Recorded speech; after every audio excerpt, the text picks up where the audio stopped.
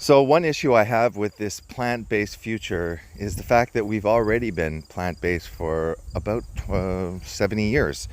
The low-fat agenda that was pushed by Ansel Keys with the diet heart hypothesis in the 50s created food recommendations and subsequently had a large role to play in financing the American Heart Association, which has, since its establishment for the last 70 years, has primarily been pushing that saturated fat should be reduced as much as possible, severely reduced, as they believe that it is a cause, or at least a strong association. Somehow the saturated fat as well as the cholesterol are killing us, even though research does not support the fact. Therefore, in about 70 years ago, when they pulled out the fat, they automatically had to increase the ratio of carbohydrates.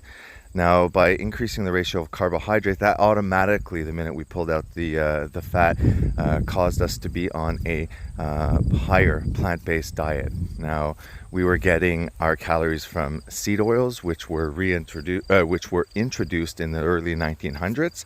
The Procter & Gamble were making soap, and they had leftover cottonseed oil. So initially, they were making money by producing a industrial lubricant with it, but they further refined it through processes of adding solvents, heat, pressure to extract the resins from these seeds to market them as vegetables. In the earlier form, it was Crisco.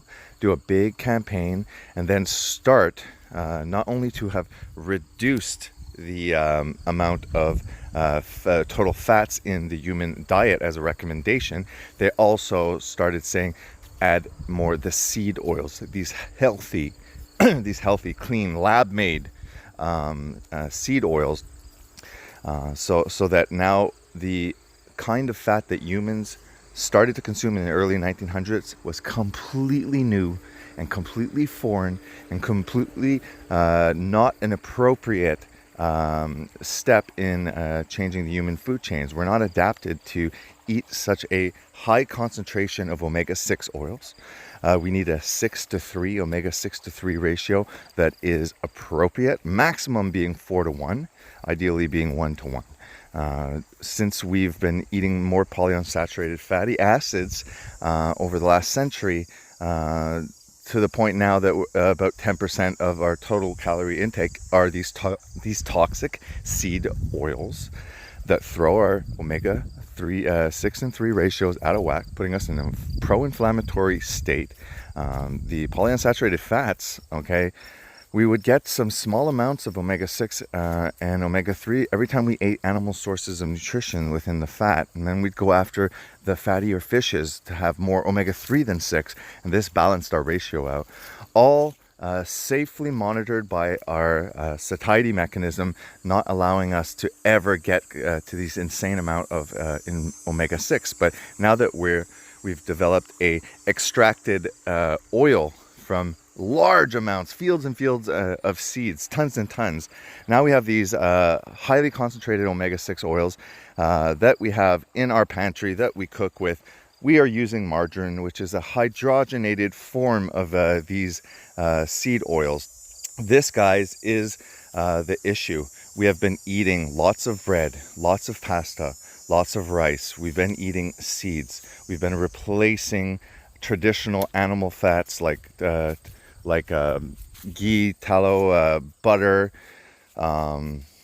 just not avoiding the fat within animal sources of nutrition. We went from doing that to completely now being urged to avoid the fats and to go after what they're making money with, the seed oils, those fields and fields of seeds that research is showing can lead to increased sunburns, therefore increased cancer rates, because the fat within our skin, if it's a high omega-6, is highly oxidized, proning us to sunburns, increasing cancer rates. It's also inflaming our brains because our brain is 60% fat. This inflammatory oxidizing fat that is saturating our brain is causing increases in psychiatric disorders, violence even. There is the idea that molecules are becoming prone to oxidation because of the high omega-6 ratio. So when we look, we see that the worst step that we've ever done in humanity's change in our food supply, in the way we eat, is removing animal fats, which should be the most important macronutrient of all, almost. Okay, fat can serve as a fuel. Fat can serve as a structure for hormones. Fat is 60% within our brain. It can be used as a fuel. It is a layer within every cell membrane with that allows permeability. The uses for fat, okay, are numerous. This is not a dangerous macronutrient. We cannot blame an ancient food that's been carved on walls. The bison, the buffalo, the animals that were hunted that made us human, that allowed our brain to expand because we went after the organ meats, the higher nutrient and dense bioavailable animal sources of protein and fat and just overall nutrition. The bioavailability of the minerals and the nutrients, those vital, essential vitamins, the fat soluble as well as the water soluble. We receive this from animal nutrition with that animal saturated fat to push in the absorption of all of these things that are vital to our survival.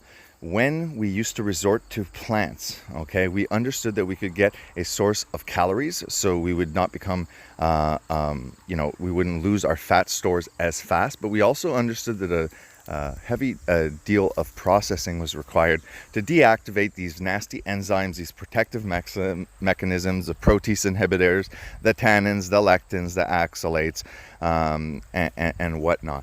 We see that the animal sources of nutrition are superior. Pushing ourselves now when we have already been in a plant-based diet, which is a low-fat but a very high carbohydrate diet, has led to the obesity, has led to the metabolic disorders, the hypertension, and the coronary vascular heart disease is tied in with that mass consumption, that hyperinsulinemia, the high insulin levels, the high glucose load that the body needs to manage, since it's a non-essential macronutrient. We see that once the carbohydrates are introduced in higher amounts, this is an inappropriate and not the way the human diet should be designed. We should have small, through gathering, okay, trace amounts, small amounts, seasonally vegetation. It was important that humans understood which plants were able to give them certain amounts of nutrient, but to say that a plant-based diet that is poorly absorbed, that has defense mechanisms, that's not in the active forms that we can readily absorb, they need to be converted. We need the retinol form, let's say, of vitamin A, but the beta carotene needs to be converted. Sometimes it's converted as poorly as 5%. The same for the omega-3 plant, omega-3 ALA converted, we're talking 3% here when we're talking about poor conversion rates. We're talking about a fat phobic society and recommendation that doesn't even allow us to properly absorb the shit little amount of nutrients that we are absorbing. We have this idea, guys, that we're scarfing in loads of positive molecules and beneficial molecules and all these nutrients, that if we only consumed animal source protein, we'd be getting just brute proteins and those possibly dangerous animal fats. And then we have to go to that next food categories, the fruits and vegetables, to get all the nutrients. That's not true. Okay, D3, the active form of vitamin D3, is through animal sources and sunlight. D2 is the only access we have with plants. K2 is needed, as well as K1. We get that in animal sources of nutrition. However, when we're dealing with plants, we only get K1. Hey, what's the conversion of K1 in your belly through bacteria into K2 when you're dealing with plants? It's, again, very poor. We don't have the vitamin K, we don't have the D3, we have poor sources. Vitamin A is poorly absorbed. We got the B vitamins that are missing. Guys, this is the plant-based future. We've been on plant-based. So if we've already been on a plant-based diet, we've already have been consuming bread products, grain products. We have been eating legumes. We have been eating fruits and vegetables. You look at the initial pyramid, the whole base of that is plant-based. It's all from plants, not animal sources, and it's all high in carbohydrates. And to be honest, if you look into it, the nutrients, unless they're fortified, are not that impressive. And again, if you do further research into it, you'll see the bioavailability of the forms that these things are in compared to animal sources, and you'll see that it is even further non-nutritious. The joke that they call these things whole foods when the whole thing is poorly bioavailable and the whole thing is poorly absorbed is ridiculous. It seems to me that animal source nutrition is a whole food. It has everything in a bioavailable form, everything in the proper form, and is so readily available and easily absorbed with none of the defense mechanisms that the plants have.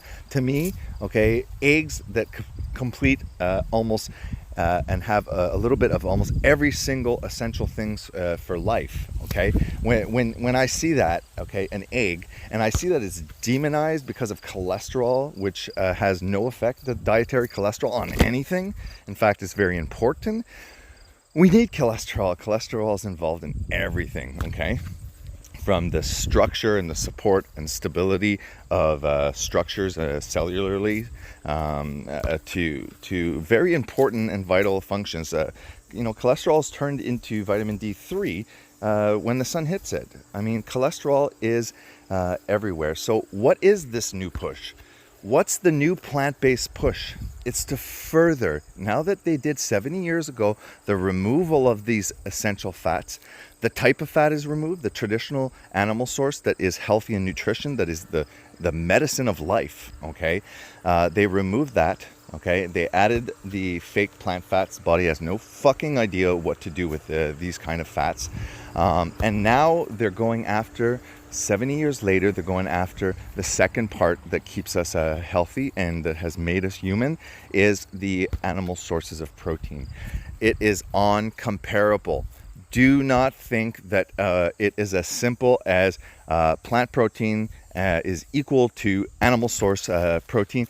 The bioavailability, again, is completely different, okay? Animal source protein is considered complete because when you look at the amino acid profile, it has an adequate amount of all essential amino acids, especially of all amino acids, especially the essential ones that are needed in the proper ratios. If you look at the brute protein in vegetables, you might have a pretty equal quantity, and that's what the vegans would base their protein on and compare it and say it's very comparable.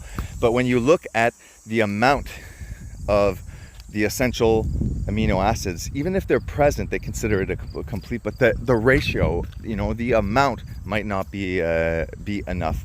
So they've made us very sick. Removing the animal sources of fat, it's forced us to go on basically a plant-based diet on the last 70 years. The plant-based diet is high in calories but much poorer in nutrition.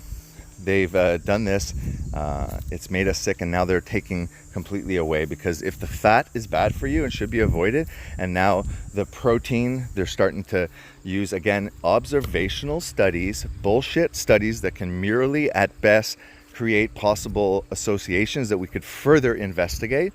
But again, now they're going to use the stupid questionnaires, post studies, and hope to hell that there's a linear association so that they can put doubt in the people's mind about steak and red meat. Now it causes supposedly arse cancer.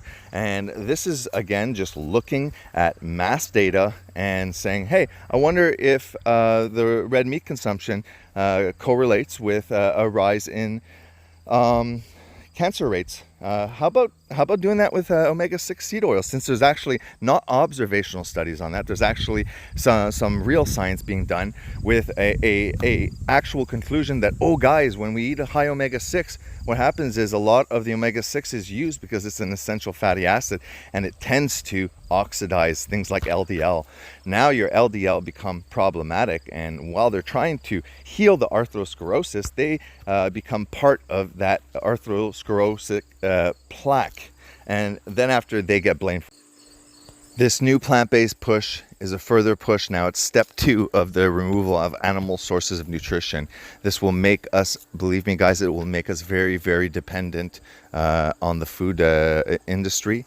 We're going to have to rely a lot more heavily on supplementations to make sure that we're going to get it.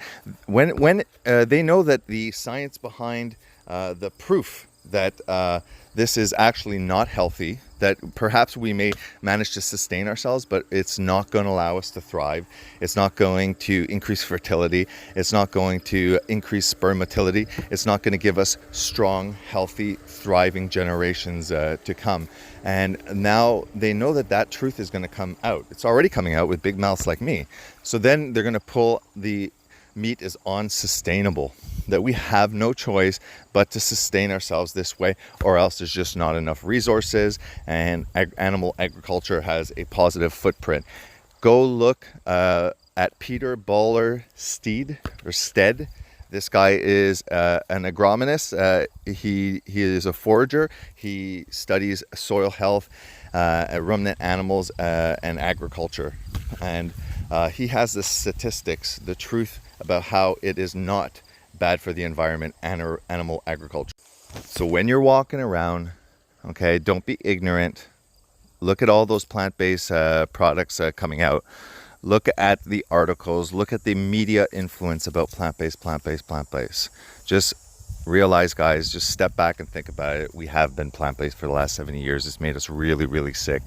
And this new plant-based agenda is nothing new. It's just the second phase of the removal, now that saturated animal fats and just basically animal fats have been demonized for the last 70 years, made us really sick, made us scared of fat, made us run after a lot of carbs. And now they're going to do it with the pea proteins, the soy protein, and everything like that. They want to scarf that down our face, make money on us, even though they realize that it's inferior and nutrient deficient and has a lot of possible autoimmune triggering molecules as defense mechanisms. Okay, this is step 2 now of making us sick, of making money on us, and of controlling the mass public. You want to control the public, you control the food supply. Keep us low testosterone, keep us having irritability, that we're unwell, that we're just seeking entertainment, that we're seeking comfort foods because we just don't feel good inside. Okay, it makes us lazy. It doesn't make us want to go out and say to the government, hey, you're trying to fuck us over, this is wrong, we refuse this. It just keeps us sustaining ourselves, just going through the days waiting for that weekend to come, just too tired, too depressed, too stressed, and not even realizing that this is not a normal part of being human, okay? The human body is an amazing, okay, and complex structure. It is not weak, okay? The nutrition that we have been receiving, that we've been born into, that we have never ever questioned, guys, this is making us sick. I have the evidence. I have the proof that I'll show you slowly, one at a time, video by video, concentrating first on sterility, perhaps, on cancer, on dementia.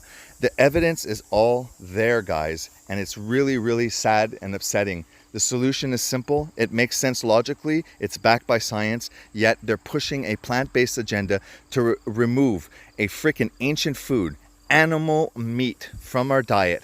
They're slowly going to sneak in that little seed of doubt in your mind that it's dirty, that it's unhealthy animal sources, that you better play it safe and you better help the earth and just go plant-based. This is a deception, guys. We need animal agriculture to replenish the soil.